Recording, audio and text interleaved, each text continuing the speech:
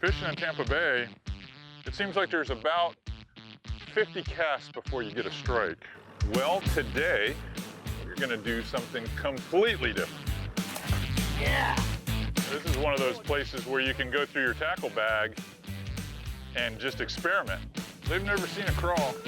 Seems like you're getting the lion's share of largemouth, and I'm definitely getting the lion's share of those Oscars. We like to do something out of the box. Well, fishing with Hai Truong in the canals along US 41, I call that outside the box for sure. Oh! That is a perfect example of what the canals can produce.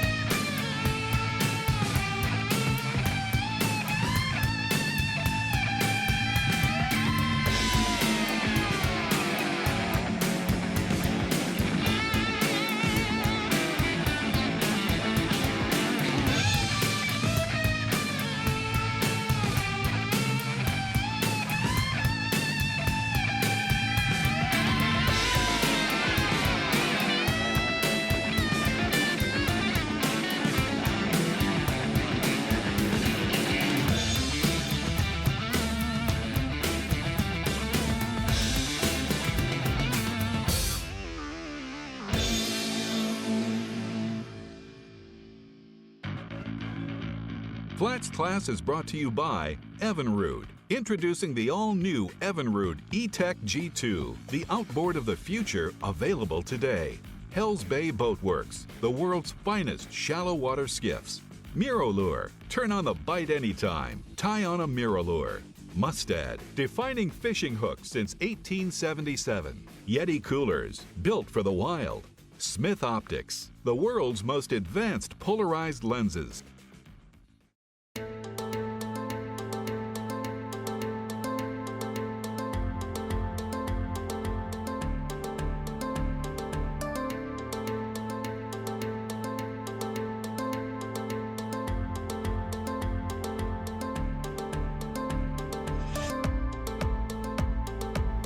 That gets harder every year. Well, today, we're gonna do something completely different. Not saltwater fishing at all.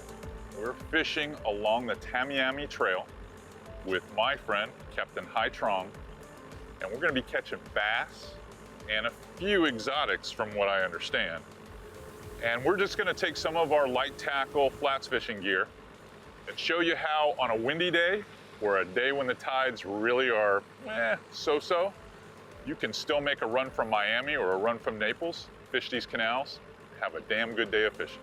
This stretch of the Everglades is very interesting. It's got a numerous amount of exotic species like the tiger Oscars, peacock bass, which is one of my favorites. You have the Mayan cichlids. You also have indigenous species that's only a handful of them down here. One of them's a prehistoric one, which is the bowfin, AKA the mudfish. I saw CA at the Fort Lauderdale boat show. Told him we had a good bass bite going on, which I specialize in exotics, kind of freshwater snook and tarpon, and more the tropical cichlids and South Florida exotics. All right, Oscar. All right, CA. Basically, we're going to be targeting largemouth bass today in the Florida Everglades. We have a lot of Oscars over here as well. If you want to play with those, just keep continuing the retrieve. They like the little waddle. If you don't want it, kill the retrieve and they'll stop chasing it. It's acting like something other than a bass. Now they're extra slimy. I'm sure you caught a few of those. And their anal fins are really, really, really sharp, like a pinfish. We used to have one of those in a tank. Oh man, they're so mean in a tank. Man, you lift that lid up. You better have a tasty morsel. That is the pit bull terrier of the aquarium world. You're not kidding. Is an Oscar. That guy does not like to get along with anybody in a tank. He is not a community fella. Where are you catching those triple tail?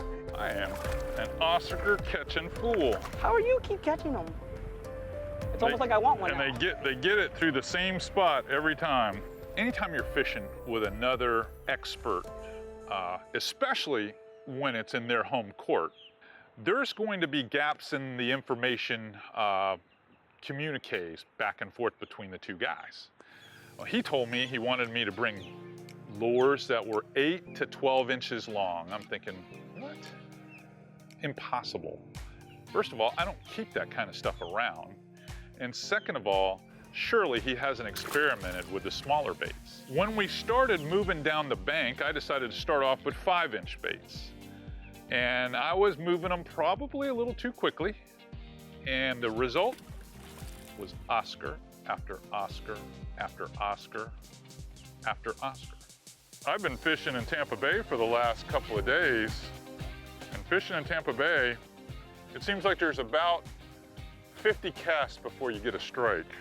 And here, it's about 5 feet, things getting smoked by an Oscar or a cichlid. Chunk too. Oh wow, that's a good size. Look how thick he is. I gotta get out of Oscar mode. I'm gonna throw something with a little bit bigger flash and a little bit more thump. Try to get back to bass fishing. Yeah, I don't know if it's just because you've got the know-how or the horizontal fall and I've got the head first fall, trying to reach that deeper water. But it seems like you're getting the lion's share of largemouth, and I'm definitely getting the lion's share of those Oscars. See the bass behind him trying to get it? Yeah, yeah. There's 2.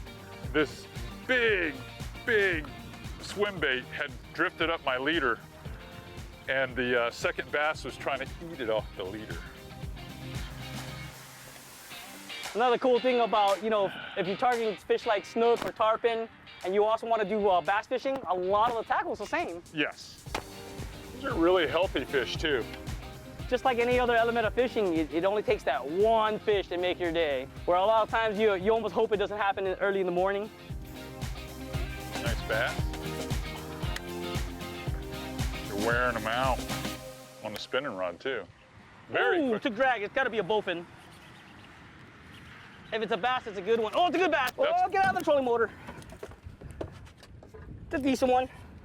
Coming to you. Thank you, sir. You know, regardless of what brand terminal tackle you're using, fresh or salt water, go-to color I always like is a red and white. A lot of people don't know that red turns into black in certain depths and distance. So basically, I don't even focus on colors of lures anymore. I focus on shades.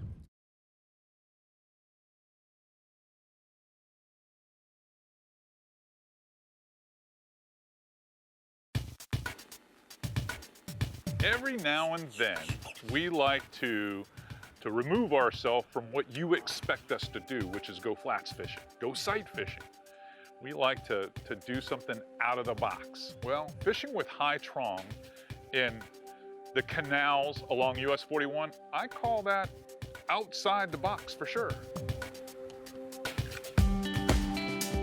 I'm counting, I'm thinking that's about 50.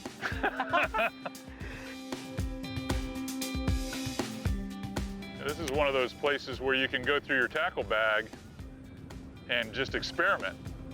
There's so many. I mean, today I'm going through one lure after another. I feel like I've got a pile of them back there. You know, sometimes that's good because it gets you out of your comfort zone.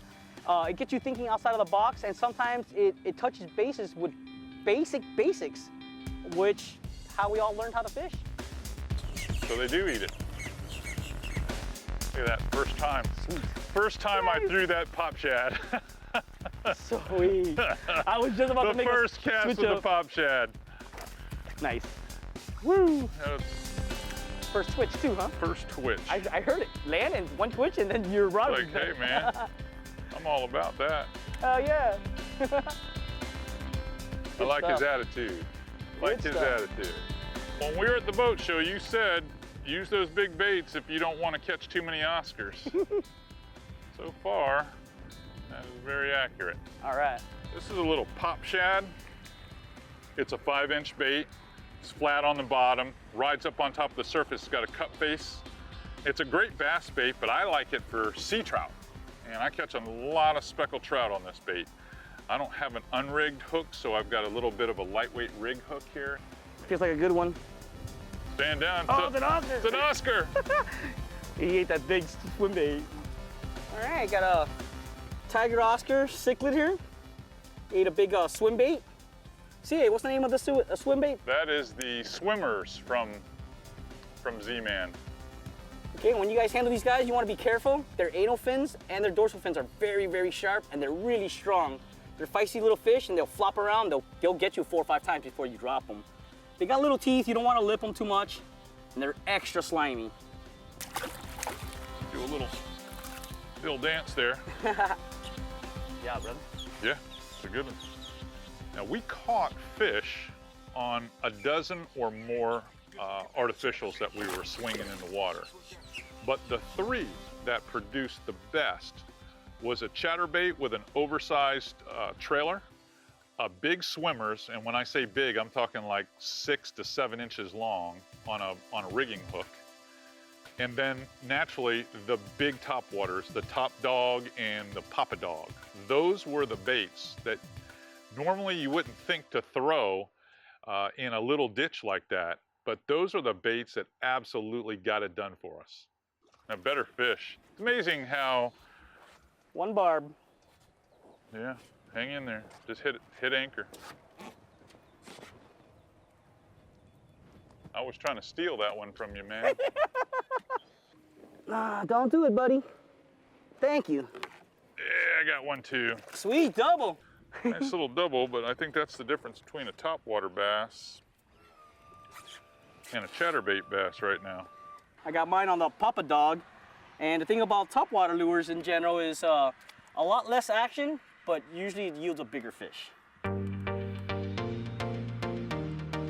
Thanks a lot, buddy. Grow up. It's really the perfect habitat when you think about it. I mean, you've got rock and you've got pads, you've got grasses, pepper grass and everything. You really have everything. There's a small bass. You've got big dip contours.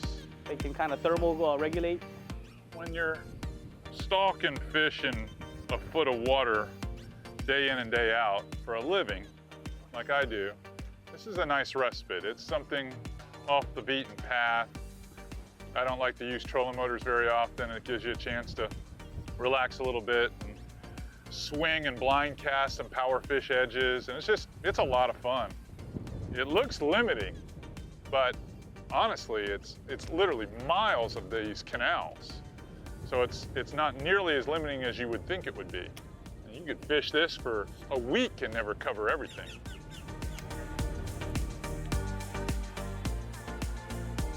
It's a good one. Solid. Solid fish. Sweet. That one came out of the deep water, the really deep water. Nice fish. Even though this bait is designed, at least the utility part of it, because you can put whatever trailer you want on it, Right. is designed to catch bass. You name it, it catches everything. I've even caught flounder on it up Wow. in St. Augustine. Holy cow. Watched him eat it right there. I actually thought it was a snook, Yeah. the way he did it. Oof. I mean, He just slid right in there, huh? He ate it at the end of my fishing rod. Perfect example of how I was saying you gotta work it all the way back to the boat a lot Yeah. of times. It's just incredible the number of fish here. There is so much biomass in the water. We're throwing baits that long. Altogether, that's about 7 inches of beef.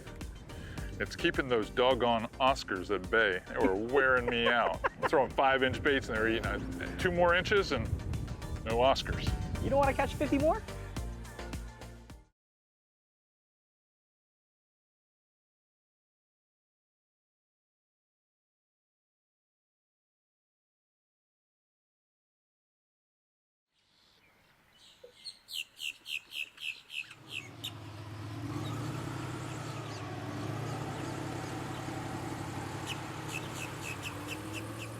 One of the aspects about Everglades National Park is it's not all rugged beauty.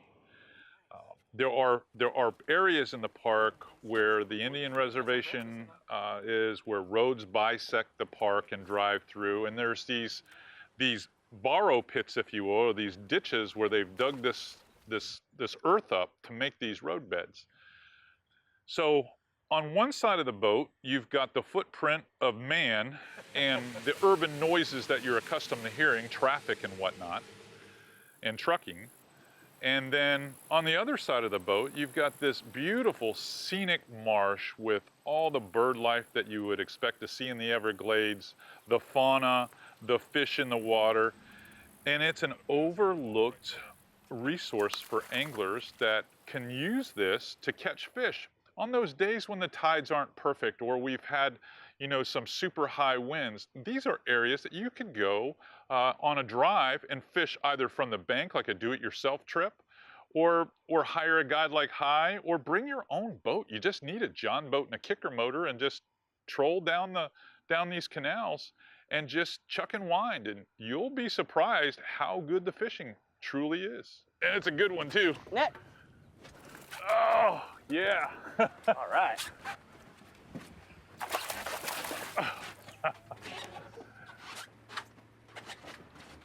Oh, come on, dude. Soft rod. Oh, good one. It's a good one. Yeah. Good one. The chatterbait didn't let me down. Chatterbait didn't let me down. Good one. I'm using a Z-Man razor shad, and I've got it pegged on my Elite Series chatterbait. I'll tell you what, David Walker, eat your heart out. Flats guys can catch these big ones too. That's a chunk there. A lot of fun. I was just ripping it through those lily pads. Ripping it through those lily pads. The Temiami Trail is a long stretch that goes east to west, and then it runs north and south a little bit. For the most part, the main action is going to be on the east and west, and I can suggest to anyone that's going to come down there to focus on largemouth bass and have everything else as a bonus or a bycatch. You can target them on a variety of baits. You don't necessarily have to go out and buy something brand new. We caught fish today on almost every single bait we tried.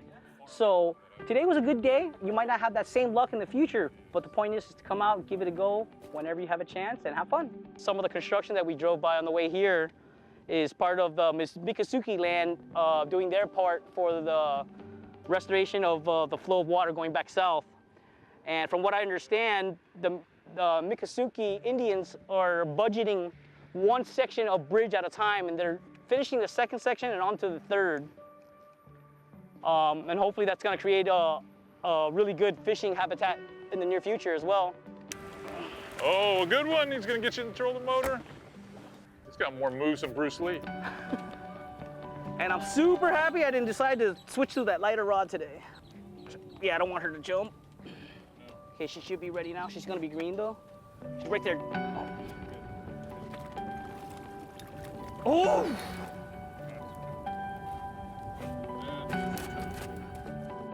That is a perfect example of what the canals can produce. That is a nice heavy fish. That thing feels like it's 6-7 pounds. That's a stud. Might be a little bit bigger than that. Is a bucket mouth. I can't thank you enough. You know, I would have never imagined just the chance meeting at the Fort Lauderdale Boat Show would have turned into something like this. You My know, pleasure, CA. I mean, this is the perfect little, you know, backdoor play that you look for in a season of shooting FlatsClass. Catch fish like that. What a classic fish.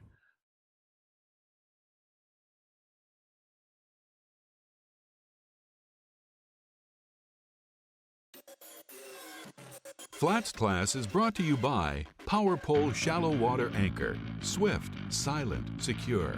Ray Marine Electronics. Ray Marine, simply superior. Z-Man Baits, the science and art of fishing. Falcon Graphite Rods, performance you can feel. Discover Crystal River, Florida. It's where you want to be on the water. ProCure Bait Sense, the world's most proven bait sense. Let's recap some of the baits that we use to catch the largemouth bass in the canals of South Florida. These are the same type of baits that I would probably be throwing for big snook or even for tarpon. We utilized both topwater and subsurface baits. The topwater plugs that we were using were the big dogs from Mirrolure. I'm talking the top dog size and the papa dog size. The top dog, this is the 18 color. I don't think the color matters as much as the fact that it needs to silhouette, but it has a loud, low frequency knocker in it. And the slow wobble where you just walk it 2 or 3 times on the surface, then kill it, is what really draws the big bass out from underneath the pads. That pause and reel and kill really destroyed them. They loved it. The other topwater plug that worked really well is the Papa Dog. If you look at the head design, when you walk it, it walks just like most of our surface walkers, except for there's this little cup face which spits water. It's a very versatile bait and it's very underutilized. Now, as far as subsurface baits go, I was throwing the chatterbait. This delivered very well for me. The chatterbait works much better with a longer trailer. This is a 6-inch long trailer. This is the Swimmers. So with that extra large profile and the blade in the front of the bait, I can really roll it at very slow speeds. For the big bait that really worked well, this is the 6-inch Swimmers. This is a Z-Man Elazitech bait in the breaking brim color. We've got it rigged on a Mustad 6/0 1/4-ounce weight grip pin hook. And this bait actually delivered the best for us. We were using the Falcon rods that we always use on the show, the Cara and the new Clearwater Coastal series, in the medium heavy actions where there was a little bit of pop, where we could drive it through the pads, drive it into the fish that inhaled the bait. These are big baits and you need medium heavy actions to be able to drive these chunky hooks through the bait and into the fish's mouths. Many of you saltwater guys catch fish on your Top Dogs and Top Dog Juniors. Love to come out here and catch potty little bass like that. Man, that's a nice fish. Gorgeous. A ton of lures to catch fish. It usually gets pared down to just 3, maybe 4 baits that really gets them. And that's what you saw today on FlatsClass. Hai and I really knocked them out of the park with just the top water, the subsurface chatterbait, and that big swim bait that just swims right underneath the surface for the big bass.